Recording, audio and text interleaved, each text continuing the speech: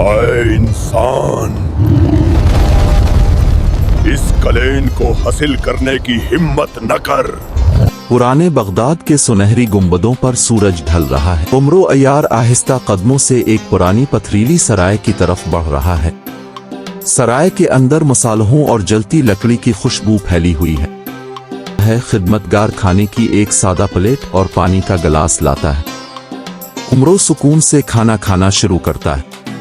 اچانک پر اسرار بوڑھا مسافر اندر داخل ہوتا ہے اور کمرے کا جائزہ لیتا ہے۔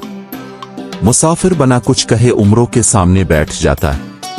وہ کافی دیر تک گہری نظروں سے عمرو کی آنکھوں میں دیکھتا ہے۔ وہ چمڑے کا نقشہ ان دونوں کے درمیان میز پر رکھ دیتا ہے۔ چمڑے کی بناوٹ صدیوں پرانی اور گھسی ہوئی لگ رہی ہے۔ نقشے پر ہاتھ لگتے ہی وہ سونے کی طرح چمکنے لگا۔ اس بوڑھے نے بتایا کہ یہ نقشہ کو اوقاف کے سب سے بڑے خزانے جادوئی قالین کا راستہ دکھاتا ہے۔ عمرو نے فوراً اپنی زنبیل سنبھالی اور نکل پڑا ایک ایسے سفر پر جہاں موت ہر قدم پر انتظار کر رہی تھی۔ ہفتوں کے سفر کے بعد عمرو کو اوقاف کی ان بلندیوں پر پہنچا جہاں بادل پہاڑوں کے نیچے تیرتے تھے۔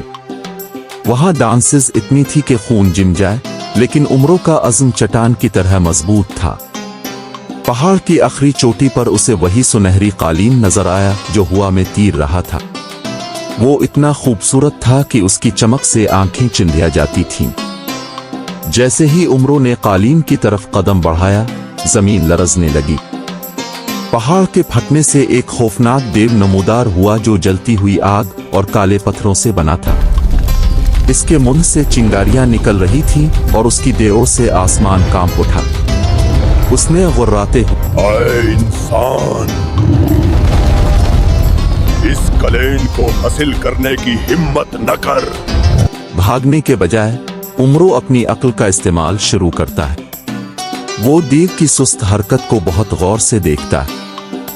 بجلی کی تیزی سے عمرو ایک طرف چھلانگ لگاتا ہے اور قاتلانہ وار سے بچ جاتا ہے۔ عمرو نے چستی سے چھلانگ لگائی اور قالین پر جا بیٹھا۔ قالین ہوا میں اڑنے لگا۔ اس نے فوراً اپنی جادوئی زنبیل کا منہ کھولا اور اس میں سے رنگ برنگا اور گاڑھا دھواں نکالنا شروع کر دیا۔ دیو اس دھوئیں میں الجھ کر رہ گیا اور راستہ بھٹک گیا۔ عمرو مسکرا کر بادلوں کے درمیان سے نکل گیا۔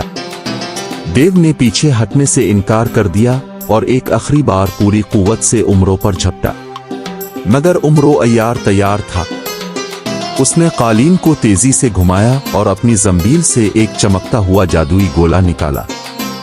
جیسے ہی وہ گولا دیو کے سینے سے ٹکرایا، ایک زوردار دھماکہ ہوا اور لاوا دیو پتھر بن کر نیچے جا گرا۔ سرنگس عمرو نے قالین کی رفتار بڑھائی اور دور نظر آتے اسیا قلعہ کی طرف نکل پڑا، جہاں اس کا اگلا ایڈونچر اس کا انتظار کر رہا تھا۔